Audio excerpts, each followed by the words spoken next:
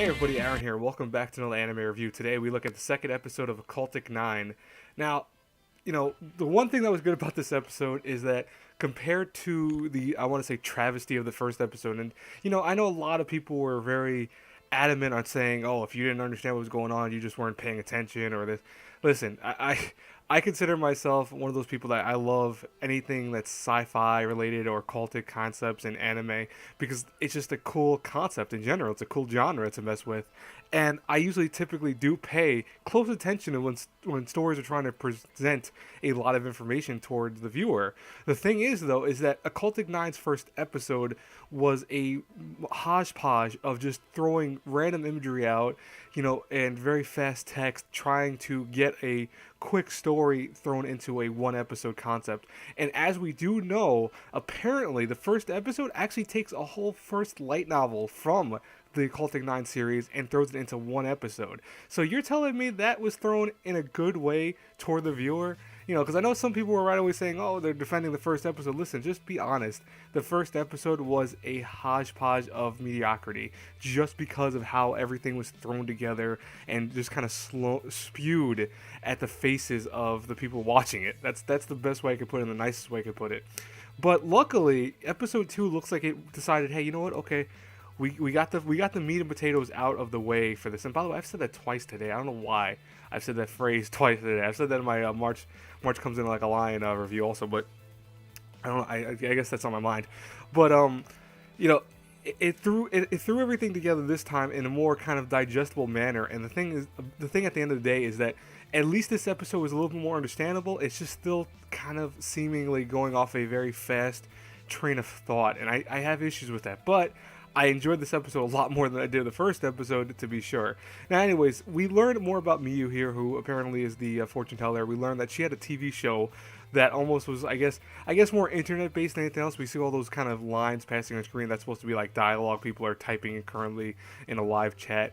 And, she gets kind of called out by some random caller at first. The first major caller she gets called out by this guy who says, oh, I want to know my future. It's not, I'm not going to tell you my name, but I just want to know my future. And she gives him this huge future thing and tells him that, oh, he's going to get a good job, etc. And then he tells her, you're a liar because I'm going to die of cancer in 1 year. And you're telling me that. She goes, but you're going to die of cancer in 1 year. And it was interesting because even though she should have been like kind of defeated by that, she was not. And I think that's interesting because, hey, listen, that's a good point. I mean, she did make a good point. Do you know officially that you're going to die within a year? I mean, there have been people that have had cancer that have miraculous recoveries. I'm not saying all of them. I'm saying there have been people who have done that. So he can't predict his future. So realistically, she's telling him, hey, you might get better.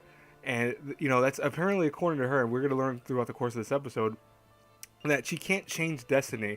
So that means that she could see the future but can't alter it, which is very interesting. I think that's a very specific way of saying it, and I think that's going to go into something later on. So I'm very curious why she said it exactly that way. Now, meanwhile, we go back to Gamo senpai over here. I'm going to say just Gamo because I don't know why I just called him senpai. That was weird. He's not older than me.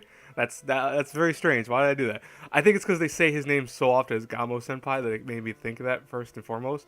Gamo over here though is dealing with the kind of murder scene that he's still getting involved in from the first episode, and then all of a sudden a mysterious voice like calls out to him and says, oh, I need you to do this and that, and it's like, okay, calm down. It's the guy's chaotic as it is, and it's like you're yelling at him to do this. She tells him to pull out a golden tooth out of his mouth. She tells him that, oh, apparently, you didn't want to be here, but you're going to be involved in it nonetheless. So that's very interesting. And we find out what that gold tooth was, actually. That gold tooth was a key of some sort, so that's very interesting.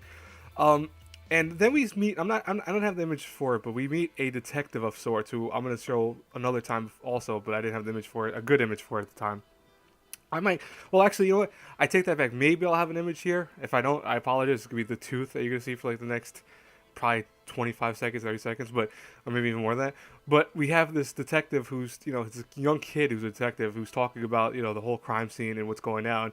But it looks like he's working for someone else because mostly he calls up another number And on that number, they start talking about the secret system and apparently the list they're looking for and something called the code, which is very interesting. So I'm guessing this is going to be the kind of scientific slash supernatural element of Occultic 9, most likely, is that weird code that they're talking about.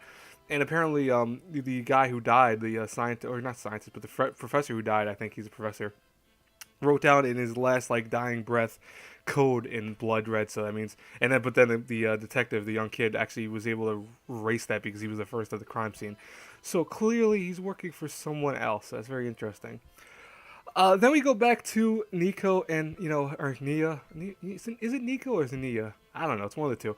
I'm just gonna say Nico because I think it's cuter. Anyways, we have Nico who gets called by Sarai over here, who we also saw in the first episode, who apparently has a very kind of, I want to say, bad relationship with his father, most likely. And he calls up and he starts talking to her about, how she's a phony and all this. But she does this fortune telling regardless and sees the incident that right now is going on with the Gamo, in the sense that all of a sudden, there's a murder scene and apparently the father wanted to tell the son stuff, but he didn't, they've had such a troubled past that they can't talk to one another and all that. That was interesting. We also see he's really distraught by that because he's pissed off. He's thinking, oh, you're just reading some kind of fake card that you have written for this kind of situation. And she's like, no, I'm telling you what's going to happen. And this is where she says the line, I can't change destiny. So that's, this is important, I guess, because, everything is working in a congruent, what's the word I'm looking for? In a connective, I'll say. But it's better. I was looking for a more better wording, but I don't want to try to mess up the word anymore that I almost just did, which I kind of did, but still doesn't matter. We have a connection being formed here where all these characters that are being shown, on screen and having what seems like random ass amount of screen time seemingly will be connected to one another. And that's very important because the detective actually reveals in the beginning that apparently there's going to be 256 people involved. So that's very interesting. I mean, I'm going to presume we're not going to see all 256 people, but we're going to see several people at least. Now, we go back to the fortune teller girl because, and like I said, this is what I have issues with, and I'll talk about that toward the end of this episode, but this episode review. But we go back to the fortune teller girl who, the girl with the huge boobs. That's the best way I can remember. I know she's got an actual name, but I'm just gonna call her girl with big boobs because she's got like no specific reason for being here yet so far. They put a curse on Gamo, which is kind of fucked up. I mean, I said it's kind of fucked up. They put a curse on him just to see if this fortune teller girl is actually legit and that she could actually, put curses on people.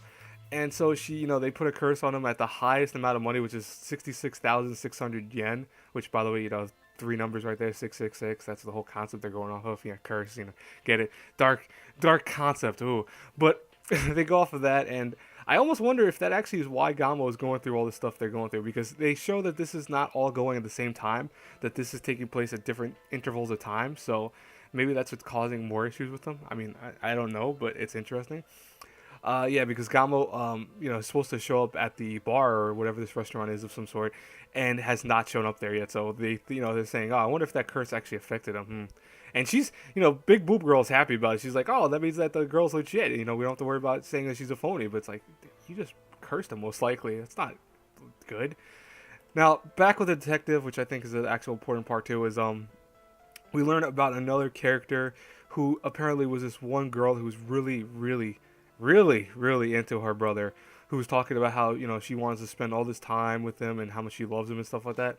And it's important to see this concept because what they actually do is they say, yeah, but she's talking about her brother, like hanging out with him, but he's dead at this point of her saying that she's supposedly supposed to be hanging out with him. So, yeah, how is she still hanging out with him, quote unquote, which is interesting. I mean, I have a feeling that I'll explain who I think that is in a couple seconds, but yeah. We also go back to creepy, I want to say curse girl over here. We see that weird demonic creature that's following her.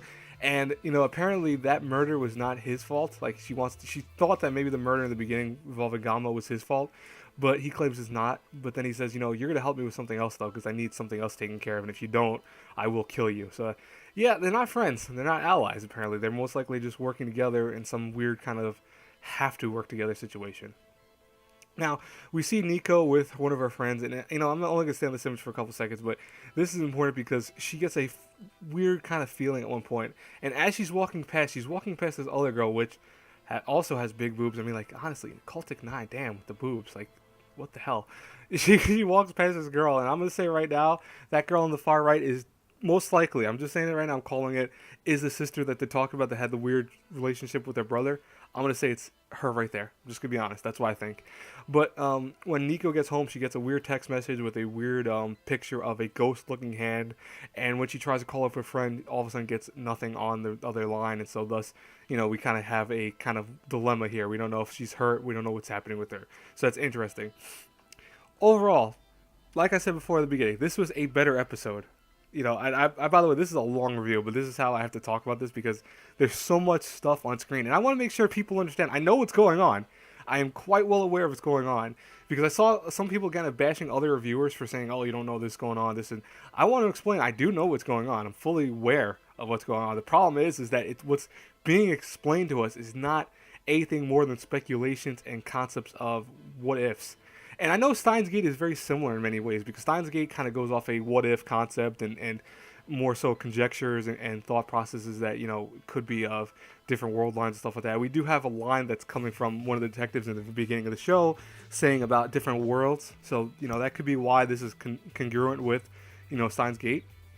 But I feel that Occultic 9 has to slow the fuck down.